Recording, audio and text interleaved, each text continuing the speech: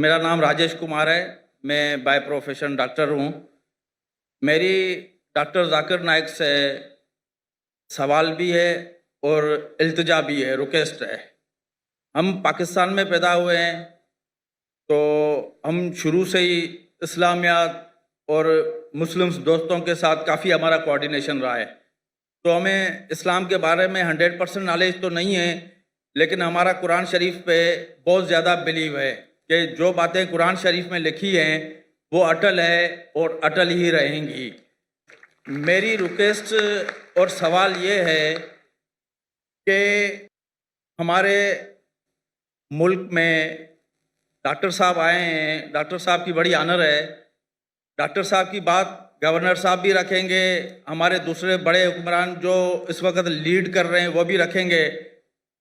तो मेरी इल्तिजा ये है कि हमारे मुल्क में शरई नफाज, शरीयत का कानून नाफिज होना चाहिए। उससे इस्लाम भी आगे आएगा, हम मुसलमान भी आगे आएंगे, हमारे मुल्क में लोगों को सपोर्ट भी होगी, लोगों का साथ भी होगा। जैसे सऊदी अरब में और दूसरे मुस्लिम ममालिक में, अफ़गानिस्तान में कोई चोरी करता है तो उसके हाथ काट दिए जाते हैं, कोई ज़ना करता है तो उसके साथ वही अमल होता है जो कुरान शरीफ में लिखा हुआ है। तो हमारे मुल्क पाकिस्तान में, जो कि इस्लाम बेस बना हुआ है, जिसमें हम इस्लाम की बातें सबसे ज़्यादा करते हैं, तो इधर भी मेरे हिसाब से ये कानून नाफिज होना चाहिए। फिर उसमें अगर कोई हिंदू है या कोई दूसरे मज़ाहब के लोग हैं, अगर वो भी कोई इस किस्म का कोई उनसे मिसहैप हो जाता है, तो जो सज़ा मुस्लिम के लिए वही सज़ा उनके लिए भी लागू होनी चाहिए। ये मेरी डॉक्टर साहब से रिक्वेस्ट है कि हमारे हुक्मरानों को ये अपनी तरफ से इल्तिजा करें कि हमारे मुल्क में ये शरई नफाज होना चाहिए। Thank you very much.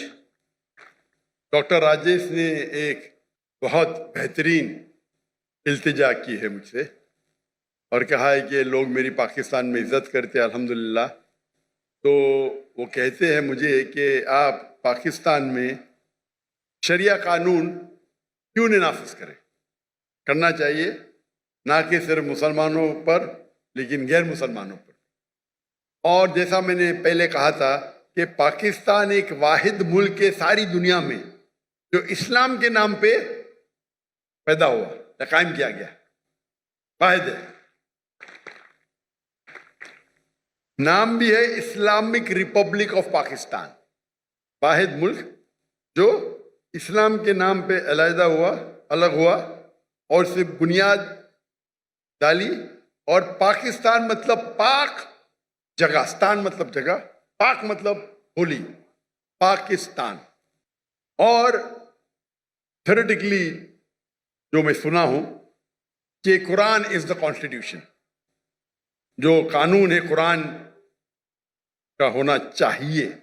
है क्या है पता नहीं मुझे, लेकिन जो हमारे हिंदू भाई डॉक्टर राजेश ने कहा और उसने फरमाया, ये उस वक्त सहाबा के दौर, खुलफा राशिदीन के दौर, गैर मुस्लिम कहते थे, भले हम गैर मुस्लिम हैं लेकिन हम चाहते हैं कि एक मुस्लिम खलीफा रूल करे, क्योंकि वो मुस्लिम खलीफा में और सिक्योरिटी पाते थे कि हम यहाँ और महफूज रहेंगे, हमारे कोई चोरी नहीं होंगी, यहाँ कोई बलात्कार नहीं होगा, कोई चीटिंग नहीं होगी, इसीलिए अमन चाहते हैं।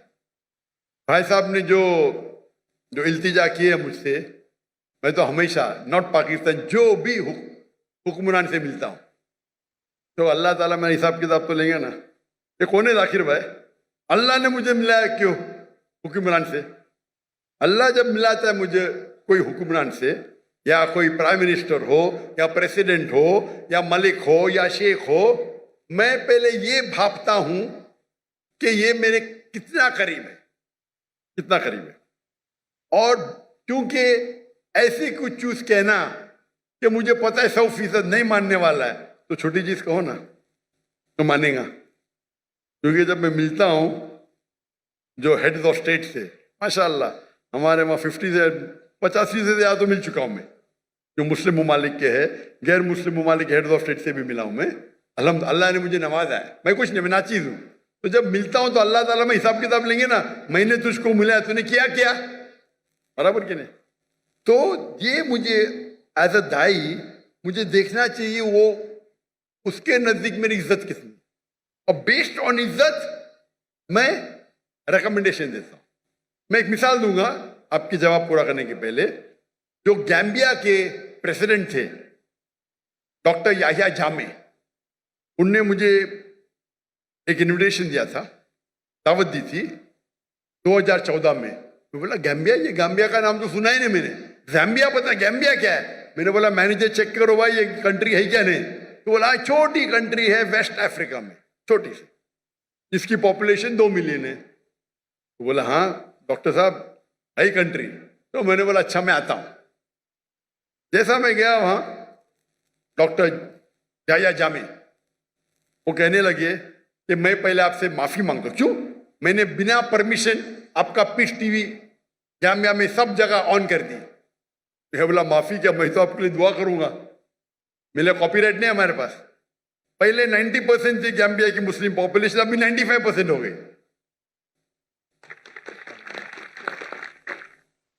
और मुझे वो चाहते थे। फिर उन्होंने कहा कि मुझे पता है आपको यहां वहां जाने में प्रॉब्लम है। उनने बोले होम मिनिस्टर को बुलाओ। Home minister doctor Zakir Naik और उसकी बीवी को मुझे 24 घंटे में एक डिप्लोमेटिक पासपोर्ट दो, नहीं देंगे तो आपका सिर काट के मेरे पास लेके आओ। क्या कहा? 24 घंटे में डॉक्टर जाकिर नाइक और उनकी बीवी को डिप्लोमेटिक पासपोर्ट दो, नहीं तो नहीं कर सकते तो आपका सिर काट के। यानी वो थे कमांडर, माशाल्लाह 24 घंटे में मुझे डिप्लोमेटिक पासपोर्ट मिल गया। फिर मैंने कहा भाई डिप्लोमेटिक पासपोर्ट में इंडियन हूं, बट नो प्रॉब्लम, अभी तुम मेरे अम्ब्रेला में दिया तो ले लिया मैंने। और कहा कि आप मेरे रिलीजियस एडवाइजर है, आज से आप मेरे रिलीजियस एडवाइजर। तो मुझे रिलीजियस एडवाइजर बनाया। मैंने बोला ये तो बहुत बड़ा होता है भाई, कोई कंट्री का रिलीजियस एडवाइजर। अल्लाह ताला पूछताछ करेंगे तो मैं फंस जाऊंगा। तो आप बोलो मैं क्या करूं? तो मैंने जब देखा मेरे से बहुत मोहब्बत करता है, मेरे लिए कुछ भी करने को तैयार है, माशाल्लाह, तोहफे ये वो। उनको तो पूरे पब्लिक के अंदर हमर में आप देखेंगे वीडियो, वो कमांडर है, उनके गाड़ी में बैठ के सब हजारों लोग पीछे जा रहे हैं और कमांडर है। और वह सब लोग चाहते हैं क्योंकि पीस टीवी में कॉमेंट था, जो पता ही नहीं पूरे जेट प्लेन में पूरे लोग को, मेरे स्टाफ, हम लोग 55 लोग गए थे शूट। उस टाइम 55 लोग हमारी क्रू होती थी, तो पूरी क्रू गई उधर। और कहा कि हर एक आदमी को, एक एक स्टाफ को अलग अलग कमरा। मैंने बोला इस्राफ है। नहीं भाई, प्रेसिडेंट की तरफ से आया, एक एक आदमी को 5 स्टार में अलग अलग कमरा। फिर मैंने कहा उनसे, मैंने बैठा, डिस्कशन किया, काफी घंटे बैठे। फिर मैंने कहा कि सबसे बेहतरीन होगा आपको अपनी आखिरत के लिए आप अपने मुल्क को इस्लामिक करो और इस्लामिक कानून लगाओ। तो उन्होंने कहा मुझे 1 साल का मौका दो डॉक्टर साहब, 1 साल का। मेरा वादा है कि 1 साल में मैं रिपब्लिक ऑफ गैम्बिया को इस्लामिक रिपब्लिक ऑफ गैम्बिया बनाऊंगा। अल्हम्दुलिल्लाह 11 महीने में उन्हें लेटर लिखा मुझे, ये कंट्री गैम्बिया इस्लामिक रिपब्लिक बन गई, माशाल्लाह। ठीक है, नाम के करने के बाद काम भी होना चाहिए, तो आस्ते आस्ते वक्त लगता है। तो मैंने गाइडेंस दी, इस तरह करो, ऐसा करो। ये खाली एक ही, बहुत से लोग से बात करता हूँ, मिलते रहता हूँ, अल्लाह ताला मौका देता है। ये बहुत करीब थे मेरे, माशाल्लाह। तो फिर उन्हें लागू करना शुरू किए फौरन। जो मुसलमान के क्या बोलते हैं, गॉड फादर है मेरे ने भाई, अक्सर मुस्लिम कंट्री के गॉड फादर है ना, अंकल सैम। पता अंकल सैम कौन है? Uncle Sam USA. जैसा उनने कहा, उनने मुझसे कहा कि यूरोपियन यूनियन मुझे 30 मिलियन यूरो दे रही है, उनकी शर्त है कि आप होमोसेक्सुअलिटी को प्रमोट करें, क्रिमिनल निकाल दो। जो क्रिमिनल कोड है कि होमोसेक्सुअलिटी इज अ क्राइम, उसको निकाल दो, आपको 30 मिलियन यूरो देंगे। और 30 मिलियन यूरो गैम्बिया के लिए बहुत बड़ी अमाउंट होती है। उनने मुझसे पूछा क्या करूं? मैंने बोला 30 मिलियन का, उनको बोलो कि 30 बिलियन भी देंगे तो मैं नहीं करूंगा। और उनने ठुकरा दिया। मैं ये नहीं कहता हूं कि वो एकदम अच्छे प्रैक्टिसिंग मुसलमान थे, लेकिन मेरी कोशिश है कि उनको इस्लाम के करीब लेके आऊं, कोशिश करूं। अफसोस की बात है क्योंकि हमारे जितने, और वो ऐसे शख्स थे, बोलते मैं किससे डरता नहीं हूं। उनके पास छड़ी रहती थी, छड़ी में तलवार रहती थी।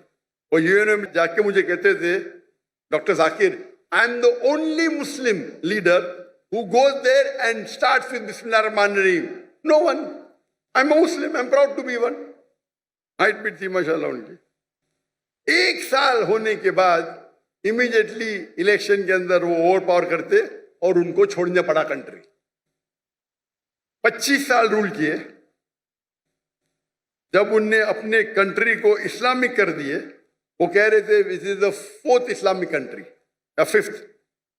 Pakistan, Iran, I think Afghanistan, तो वो कह रहे थे 4th या 5वीं कंट्री है।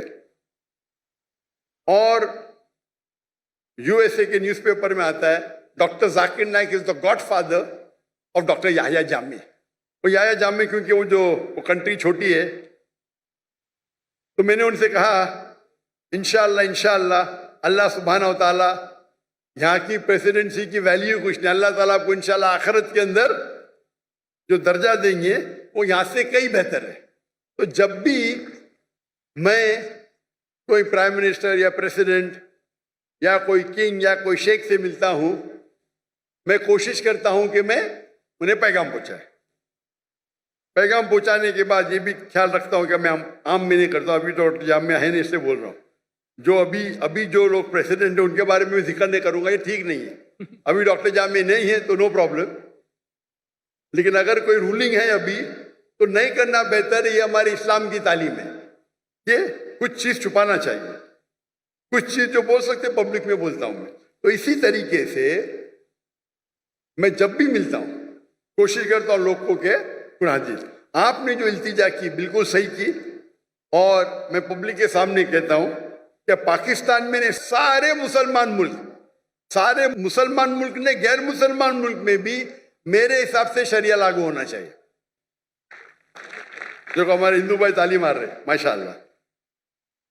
आप चाहे या ना चाहे, मैं चाहूं या नहीं चाहूं, कुरान मजीद में अल्लाह ताला ऑलरेडी फरमाते हैं 3 जगह, सूरह तौबा सूरह नंबर 9 आयत नंबर 33, सूरह फतह सूरह नंबर 48 आयत नंबर 28, और सूरह सफ सूरह नंबर 61 आयत नंबर 9 में अल्लाह ताला फरमाते हुवल्लज़ी अरसला रसूलहु बिल हुदा वद्दीनुल हक लियुज़हिरहु अला दीनि कुल्ले। क्या अल्लाह ने अपने आखिरी पैगंबर मोहम्मद सल्लल्लाहु अलैहि वसल्लम को भेजा दीनुल हक के साथ, ताकि वो सारे मज़ाहिब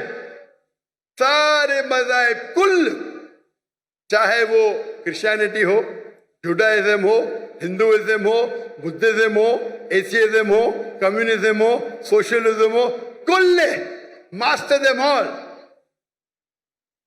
वलौ करियल मुश्रिकून। 2 जगह अल्लाह ताला फरमाते वलौ करियल मुश्रिकून, कितना भी वो मुश्रिक लोग गैर मुस्लिम लोग चाहेंगे फिर भी ये होंगे। और एक जगह अल्लाह ताला फरमाते वह कफा बिल्लाही शहीदा, और काफी है अल्लाह शहादत के लिए।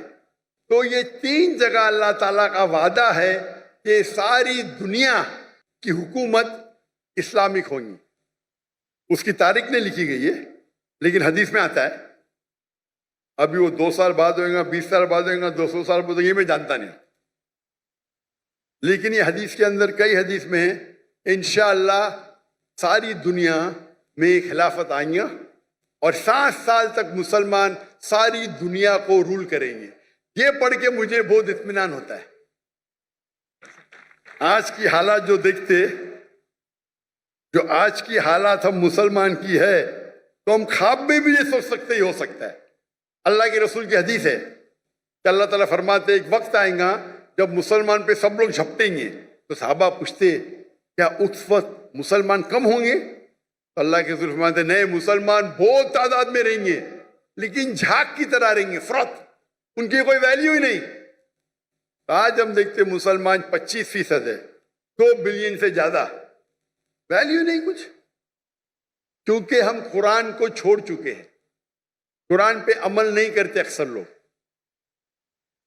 मुमालिक नाम में रहेंगे लेकिन काम से नहीं है।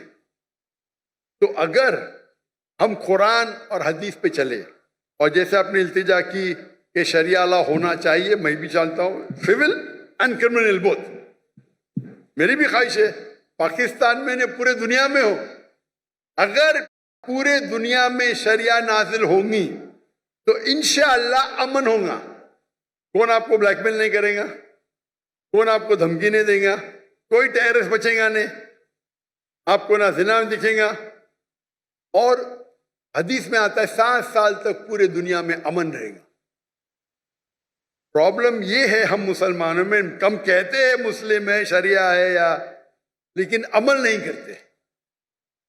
इसीलिए आप देखेंगे कि कौन जिम्मेदार इसका, कौन जिम्मेदार, पाकिस्तान में कौन जिम्मेदार, कौन जिम्मेदार है पाकिस्तान में, कौन? पब्लिक, सब हैं, सब इन्वॉल्व हैं। माशाअल्लाह, आप नहीं लेकर के इनको लेके आए ना।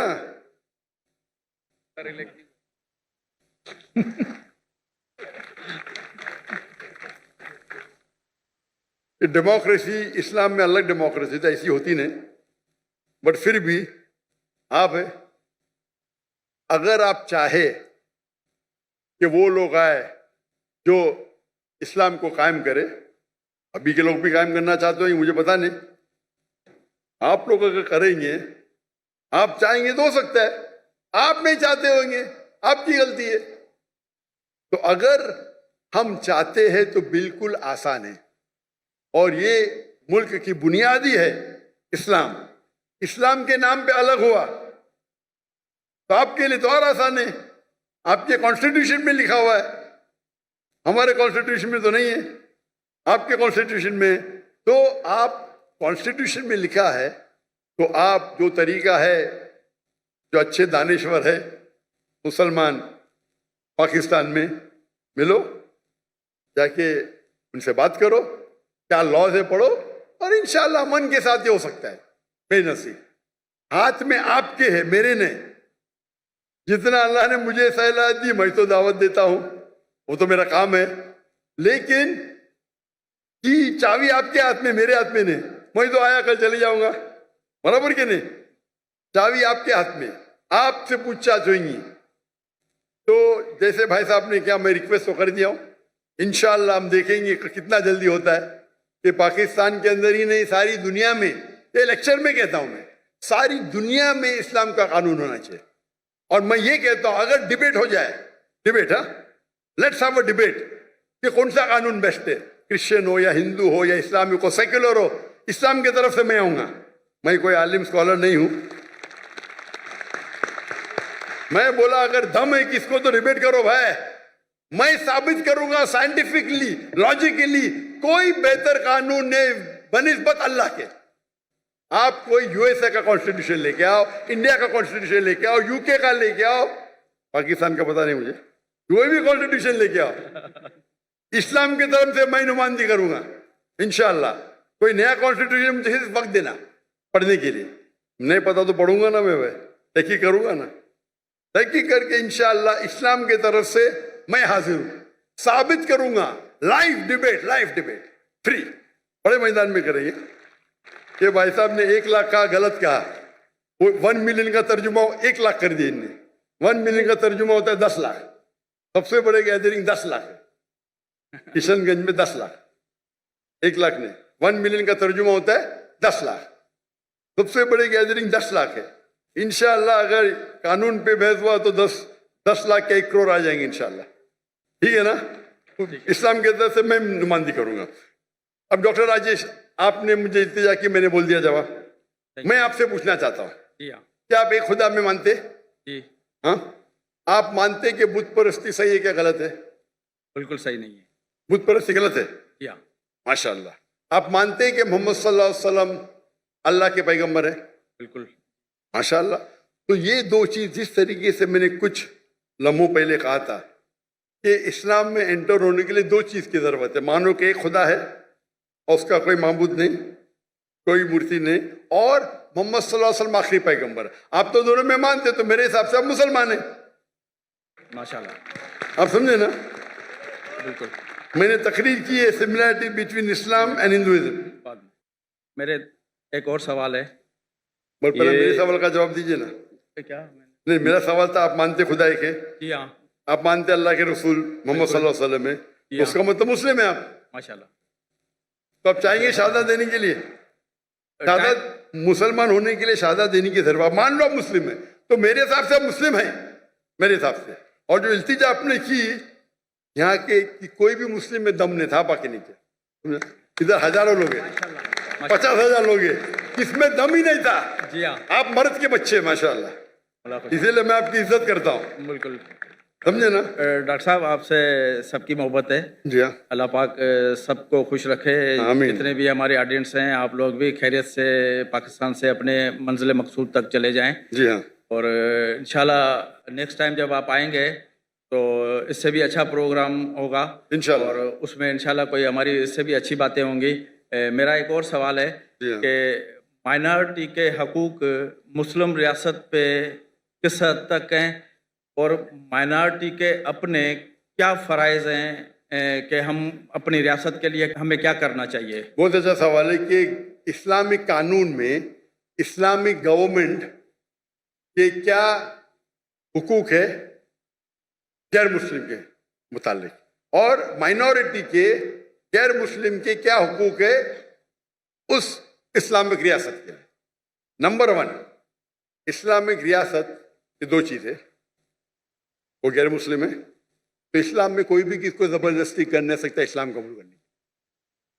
लेकिन इस्लामिक शरीयत है, तो जो अरबी लफ्ज़ उनके लिए होता है जिम्मी, गैर मुस्लिम। मतलब वो भले मुस्लिम नहीं है, इस्लाम कबूल नहीं किया, लेकिन वो मानते हैं कि हम इस इस्लामिक गवर्नमेंट के छत्र छाए में रहेंगे।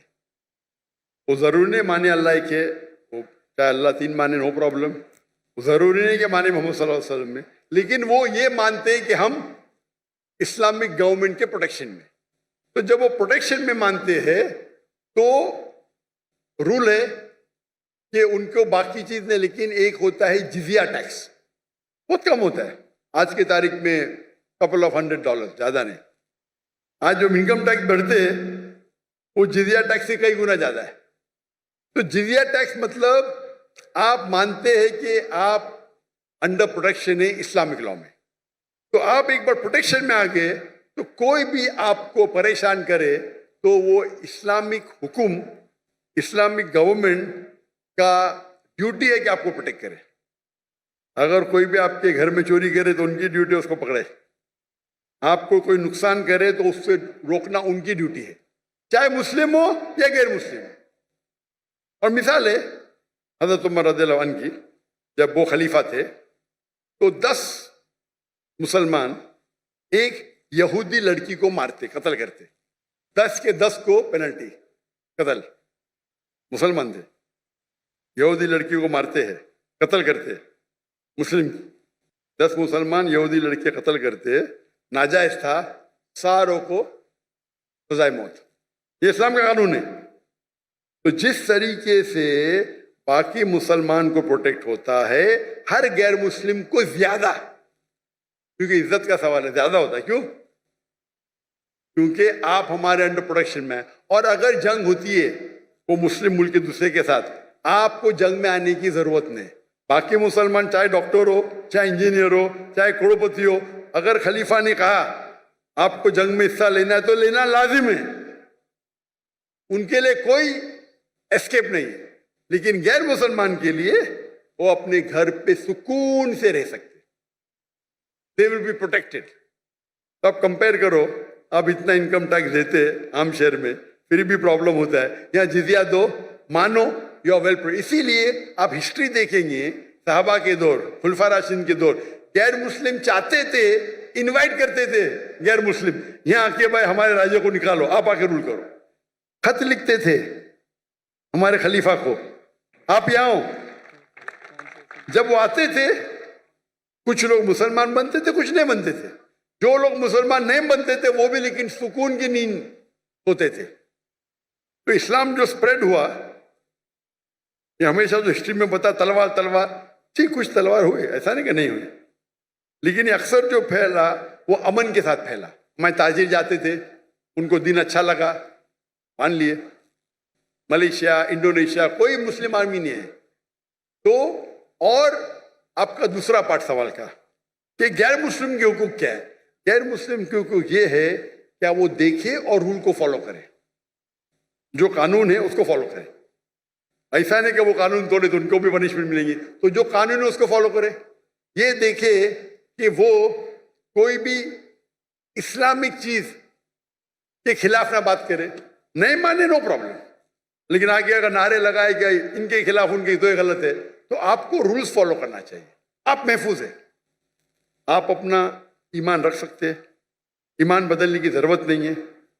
वो इस्लामिक गवर्नमेंट आपको प्रोटेक्ट करेंगी, आप समझे ना। तो मुझे पता है कि जब बांग्लादेश में लास्ट मंथ कुछ मुसलमान हिंदू टेम्पल को अटैक किए और बांग्लादेश में मेरी बहुत फॉलोइंग है, तो इमीडिएटली मैंने मैसेज दिया कि हिंदू टेम्पल को अटैक करना गलत है। कोई भी प्लेस ऑफ वर्शिप, चाहे गुरुद्वार हो, चाहे मंदिर हो, चाहे चर्च हो, चाहे यहूद का हो, अटैक नहीं कर सकते। अगर सिर्फ फितना या कुछ कर रहे तो अलग बात है, लेकिन आमतौर पे अगर कोई भी प्लेसेस ऑफ वर्शिप है वो इस्लामिक मुल्क में महफूज है, महफूज है। तो ये इस्लामिक कानून है, आप समझे ना। तो इन आप जितने भी रिलीजन देखेंगे, आप पास्ट में देखो क्रूसेडर्स ने क्या किए, कितने लोग का कत्ल किए। तो आप इस्लामिक देखेंगे, कुछ लोग अच्छे मुस्लिम नहीं थे, लाइक मोहम्मद बिन गजनवी, उनने काफी टेम्पल को लूटा, लेकिन मस्जिद को भी लूटा। वो लुटेरा था, मुस्लिम नहीं था, वो डाकू था, मुस्लिम नहीं था, आप समझे ना। तो हमारी हिस्ट्री बुक में लिखे टेम्पल लूटा, अरे भाई मस्जिद को भी लूटा उसने, आप समझे ना। तो हमारे पास बैड एपल्स भी है, लेकिन नहीं तो आप तारीख पर पढ़ेंगे तो मुस्लिम रूल में सब लोग खुश थे। आपको पता है जब मुगल ने इंडिया को रूल किया, मुगल ने जब इंडिया को रूल किया, इंडिया को कहते थे सोने की चिड़िया, और पाकिस्तान भी इंडिया के साथ था, एक देश था, बराबर। 800 साल, 1000 साल जब मुगल ने उन्हें आके रूल किए, उनने इंडिया को बढ़ाया, अमीर बनाया।